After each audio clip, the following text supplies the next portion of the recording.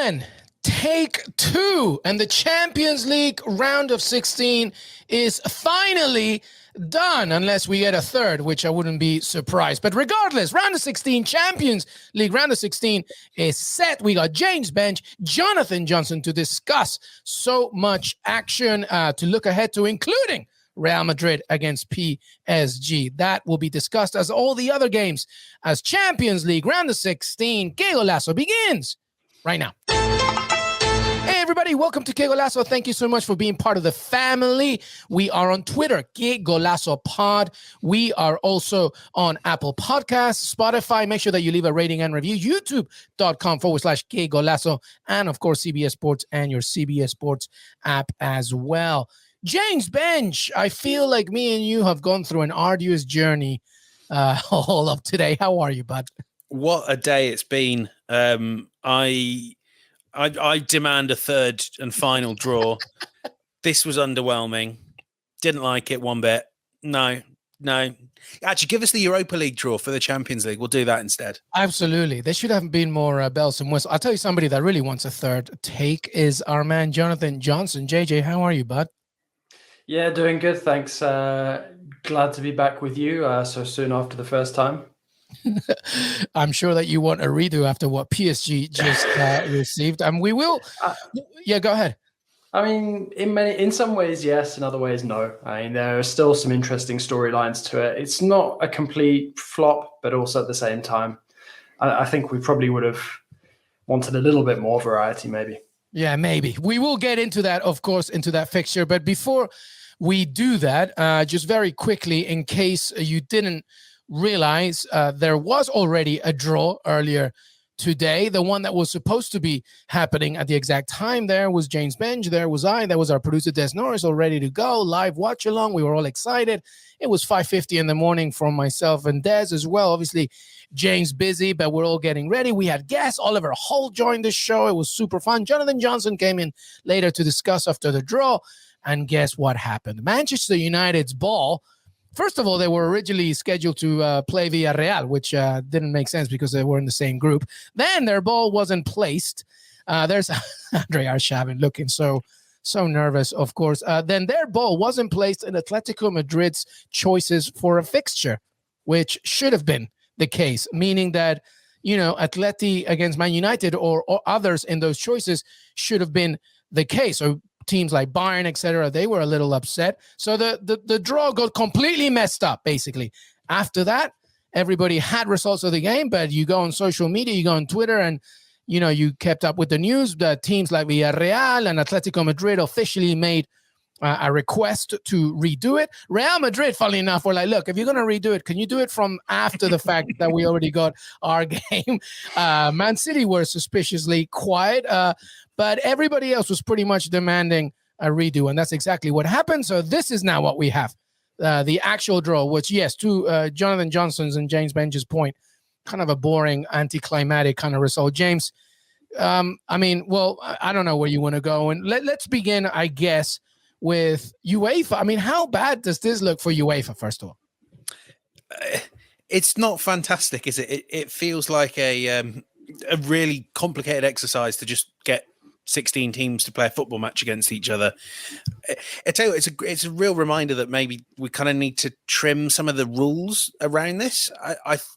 Because it struck me even in the second draw, Villarreal were being told they could only draw Juventus because of the complexities of Inter can't draw Real Madrid, but Real Madrid can't draw Villarreal, and all these country rules. I get the one that's like you can't draw a team you've just played again, but it's got so fiddly and involved that actually, kind of when we were seeing it the second time round, I kind of saw how Andre Arshavin could make a mistake. I mean, I think it's fair to say anyone that ever saw his playing career would know he's not always the most aware of what's going on around him, and it just felt a bit chaotic and a bit like no one's really kind of fully explaining to you how complex these two, what seem like quite simple rules, actually make the whole thing. And in the end, it actually leaves you with some quite underwhelming ties, as we've said all along. Like, it would be more fun for the Champions League if Real Madrid and Atletico Madrid could draw each other in the round of 16. And I don't particularly think it spoils the glamour or the excitement for fans, for viewers, for anyone. So I think that was one of my abiding takeaways from take two of the draw.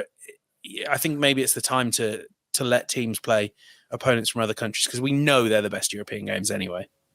I mean, I think there is definitely an argument that you can put forward now that although in theory it has like the best in mind for the coefficients of the different countries, that while it makes sense to keep teams of the same country apart in the group stage, you can definitely draw each other once you get out of the group stage. But it's also just, I think there's always going to be this element of people now looking back and saying, well, actually, you know what, the first draw was better than the second, or some people saying, well, yeah, I'm happier with the second draw. There's never going to be a unanimity now about this. So I don't know, maybe when they next think about the rules, they can go back and say like, well, we maybe bring back away goals and then allow teams from the same country to play each other out of the group stage. I don't know, something like that. Yeah. And I think it's probably worth saying, we think of this as a really traditional rule that's been in place, for the right reasons for a long time. Actually, go back and look at your European Cup history, and in particular, go and look at the time Nottingham Forest won their first European Cup. Who did they draw in the first round when they could have drawn anyone? Liverpool. Yeah. It's cool. It's really fun. We know that, they make for great ties. And actually, I think this sort of thing serves to just funnel Premier League teams and in the past La Liga teams, just funnels them to easier draws all the time. Yeah, and it's tough on a team like PSG, I have to say, who always seem like they've not got many options for who they can draw. Yeah, and I will just say this. It's actually better to draw teams from your own nation early on, because then you don't risk the fact of having that in the final, which really is not that great. It's better to just deal with it in the earlier rounds as opposed to doing it in the final. But very good points. But all right, let's get into the actual fixtures, the ones that did happen. These were it, as Des Norris shows them on the screen if you're watching on YouTube. Man City against Sporting Club de Portugal, Liverpool against Inter Milan, Ajax against Benfica, Real Madrid against Paris Saint-Germain, Bayern Munich against Salzburg, Manchester United against Atletico Madrid, possibly another intriguing one there as well, Lille against Chelsea, Juventus against Villarreal. We begin, of course, Jonathan Johnson, with your immediate thoughts about PSG and Real Madrid. Homecoming for a few. Sergio Ramos, if he takes any part in this, it should be an intriguing one. But of course, so many narratives. Neymar, if he's fit, against Vinicius Jr., Karim Benzema, just anywhere you can go here. Talk to me about this game. Yeah, like you said, loads of, potential kind of subplots to this one. Kylian Mbappe, will he be playing against his future club that he'll be joining in the summer? Will Zinedine Zidane be in charge of PSG? Carlo Ancelotti is coming back to Paris. There's so much to get into there. The immediate takeaway, and it's always sort of how I view this in any sort of draw, and that goes for whether it's PSG or whether it's Villa. If you really want to win a piece of silverware, you're going to have to come up against the best at some point. And I actually think in PSG's case, quite often they need to have a test immediately out of the group stage. Normally they're used to sort of sauntering through the group stage, finishing first. And I actually feel that they perform better when they come up against someone, who will really test them. And I think that, coming up against a Real is arguably better for them than United. I mean, I know in the scratched version of this chat from earlier, when we were talking about PSG coming up against United, we sort of painted it as a potentially good draw for both because it was winnable in some ways, while still remaining, quite challenging. And this for PSG is just another, sort of roadblock or obstacle in their way to proving themselves to be one of the continent's elite. If PSG want to win the Champions League, they can't kid themselves that they're going to have a route to the final where they don't come up against a giant like a Real Madrid or somebody like that. So having them straight out of the group stage, I think especially in a season like this where they're really, really struggling to get out of second gear, I think there's actually more positives than negatives there. And, maybe that won't go across particularly positively with the majority of the PSG fan base, but I'm just not a big believer in wanting to get the most favorable draw possible in this sort of stage. I mean, I have to say, whilst I agree with a lot of what Jonathan said, I think PSG will probably be cursing their luck because right now I feel like they're playing against a team that can be a bit more organised as a unit. a bit more likely to hold PSG at bay. I mean, we were talking about another thing that's gone on the dust pile of podcast history was just how excellent Thibaut Courtois has been, and I think you could say the same about a defence that kind of game by game is really moulding into a solid unit now. No unit is probably going to keep Mbappe, Messi, and Neymar quiet for 180 minutes, but if you can just limit their opportunities at that end, and you've got Benzema and Vinicius, you kind of have the raw ingredients of a real top quality Champions League team. Equally, let's be honest, we all know that the team that's going to be fuming about this, and that we'll doubtless hear loads more stories about this on El Chiringuito and in the favourable parts of the Spanish press. Madrid are going to be absolutely apoplectic. They've gone from one of the easiest draws available to them against Benfica to the hardest probably that they could have got, with a possible exception of Chelsea. And I think they have a point. You know, their part of the draw was carried out correctly. They got the team they did, you know, that was with everything done to the letter of the law. And they have been kind of let down, and we've not seen this before. So we're all reacting and working out what we're thinking live. But I do think it's harsh on Real Madrid that they've been given this assignment through no fault of their own. And I think through no fault even of the people doing the draw, just random arbitrary chance. And it does make you wonder, have we heard the last of this? Will Florentino Perez try and make his case to UEFA? Who knows? I just think everyone else will say, no, we need to get on and plan this. But Madrid are going to be fuming, and rightly so, in my opinion.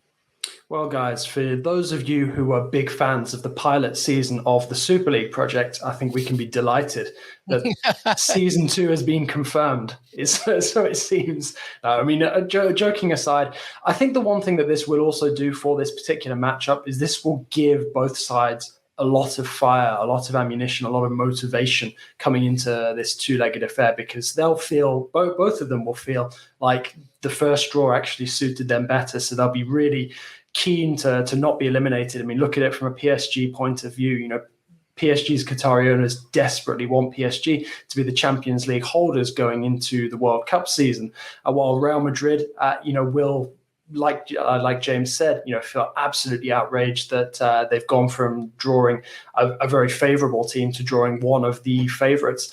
But also, they will also perhaps use that injustice, to sort of light a fire under their bellies and continue their strong early season form. So, I think for us as viewers, who are going to watch this play out over 2 legs, it actually sort of adds to a sense of the intrigue in some ways. Yeah, I'm going to go back to your very first point, Jonathan Johnson. If you want to win the Champions League, you got to face the best. And at some point, you got to do it, whether that's the final or whatever. And I think it's true to James Benja's point that they are currently in a great situation, Real Madrid. But remember, this game's in mid-February. There's a lot that can happen in terms of momentum, etc. Neymar's health and Pochettino, maybe. I mean, this could go one way or another, right? Pochettino's squad, now that they're in knockout stages. I've always said that PSG are, you can tell, it's not a secret. They're a knockout sort of driven type of squad. Now that they're in a sort of win or go home kind of thing in the space of 2 legs, I think that's going to favor them. Having said that, Vinicius Junior's ascension and Karim Benzema, etc., makes for an intriguing matchup. But to your point, JJ, if you're going to win this tournament, you got to beat the best. And I think even playing under lesser opposition, he says, with bunny ears, it doesn't mean that PSG would win it. So what's the point? And yes, Des Norris, as JJ says, Zidane will probably be in charge of PSG by then, which would be kind of incredible, by the way. All right, let's move on here. Obviously, you saw the score, and to James Benja's point, anticlimactic fixtures, maybe and maybe not. It depends. I mean, Atleti against Manchester United is an intriguing one.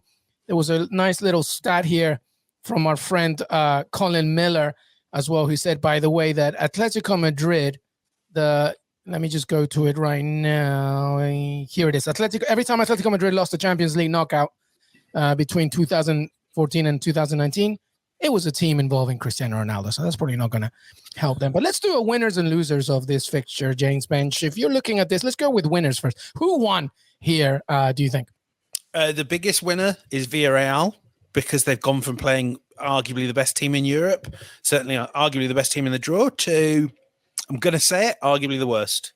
Just on current form, and we always say this, it's 3 months out, and there's a lot of good Juventus players in that squad, but they are playing dreadfully. They are playing like a mid-table Serie A side. They've been pummeled by Chelsea. They've dropped points to Venezia.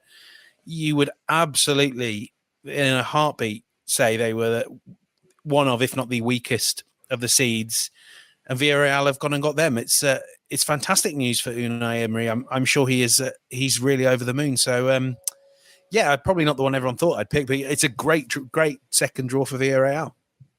You know who I think are major winners and major losers? Both Lille and Chelsea, because of all the teams who have gone on this sort of emotional roller coaster over the last couple of hours before the draw. Lille will have gone from thinking, it can only get better from here, sort of doubling down on their misery. Yeah, that's so true. That's such a good point. Chelsea would have been delighted the first time it came out of the hat. So to have that confirmed the second time as well, tough on Lille, but very, very favorable for Chelsea once more. I'm going to go with Ajax as a winner here as well. Ajax, of course, we know how good they are, but, Inter Milan in the first one, that wasn't going to be easy. That was going to be an intriguing matchup. And now, with all due respect to our Portuguese counterpart, I feel like Ajax now has a much better situation. So I'll go with a winner. Is there a loser here, James Bench, out of all of them that you think... oh my goodness, you lost big time. I mean, much like JJ was saying about Lille, Salzburg have just got absolutely pummeled here. Oh my God, Salzburg got knocked out. Absolute cruelty. And now they don't even get a lovely trip to Liverpool. It's just kind of going up the road to Munich. No disrespect to Salzburg, by the way. They do have a very good team. Adeyemi is fantastic, etc. I mean, Brendan Aronson, I'm sure American followers, but it's Bayern Munich, everybody. It's over, right? Well, also, the story's lost all of its fun sort of broadsheet feature lines of Naby Keita and Sadio Mane reunited with their former club, and could Adeyemi be the next Mo Salah? That's all gone in the bin. It just feels like they've suddenly just turned into the latest whipping boys. I hope I'm wrong, and maybe for someone like Adeyemi, a German international, there'll be extra motivation against Bayern Munich. But it's been a rough old group stage draw for them. JJ, thoughts? Yeah, I mean, other losers. I mean, for me, it's difficult to look too far past Lille, but also. How about Manchester United, Jonathan Johnson? Because Manchester United, obviously, it was tough with PSG. Do you think they won now that they have Atletico Madrid? Is it as easy as people? No, I mean, honestly, we've spent so much time talking about how Atleti are a declining force and look very, very dated. I think for me, it's tough to kind of paint that as United, being sort of hard done by. I mean, I think if anything, they emerge in a slightly more favourable position, if nothing else. I mean, I guess if I was to pick another potential loser, I'd be looking at probably an Inter. Because I think that Ajax arguably was more winnable for them. I think going up against Liverpool. No, I mean that's no disrespect to Ajax, and I'm happy to see them with a good chance to advance against Benfica. But I think Liverpool are one of the teams that nobody would have wanted to face. The mountain was tough with Ajax. Now it's like insurmountable. Yeah. I actually think this is a bit of a win for Inter. Really? Typical contrarianism from me. But you've gone from a team you're probably going to lose against, but the Italian media will be unforgiving and ruthless because it's not full of star names, to a team you're probably going to lose against, but it's not so brutal on Simone Inzaghi. It doesn't feel like quite the same check of momentum. I think we kind of, I know I keep coming on and saying this, but Ajax are the real deal, man. No, it's worth mentioning. They are the real deal. They would have beaten Inter quite strongly. No, they're a very good squad, honestly. That's why I said they were winners here now, because I think it's going to be much more doable. Des Norris, when possible, show those fixtures again, because we're going to play a fun game here with Jonathan Johnson and James Bench before we move on about any storylines with Europa League. But all right, I'm going to do a little prediction for you. Let's see if we can get to a final. Are you ready? So let's see if we can. I want to see who wins out of all these matches. I'll ask each one of you each game. You tell me who wins. Okay. All right. Bench. Man City Sporting. Yeah, Man City might scrape that one. Yeah. JJ. Yes, City. Yeah. Liverpool. Inter Milan. JJ. Liverpool. Bench. Liverpool. Ajax of Benfica. Bench. Ajax, definitely. JJ. Likewise. All right. So far, so good. Real Madrid. PSG. Jonathan Johnson. I'm going to go with PSG. I think they'll raise their game when they need to. All right. Bench. I think Real Madrid. Oh, the first disappointment right there. Bayern Munich. Salzburg. James. Bench. Oh, yeah, Bayern, definitely. JJ. Yeah, full house. Same thing. Manchester United against Atletico Madrid, Jonathan Johnson. That's tough, my friend. Yeah. You know what? It's just I'm going to go United. United. There you go. James Bench. Yeah, I'm struggling with this because I've seen Atletico beat some English teams they were a lot better than, and I can't quite get that out of my head. I mean, nobody saw them in this situation right now. Nobody expected them in the round of 16, and here they are. So what do you say? Who wins? Atleti. All right. Another disagreement here. Lille against Chelsea, Jonathan Johnson. Chelsea. All day. James Bench. Yep, Chelsea. James Bench, Juventus, Villarreal. Villarreal. All right. And Jonathan Johnson? I'm going to be the one begging to differ this time. I'm going to say Juve, and that's not because I've been particularly impressed with them. I've just got a feeling they're going to edge this over 2 legs.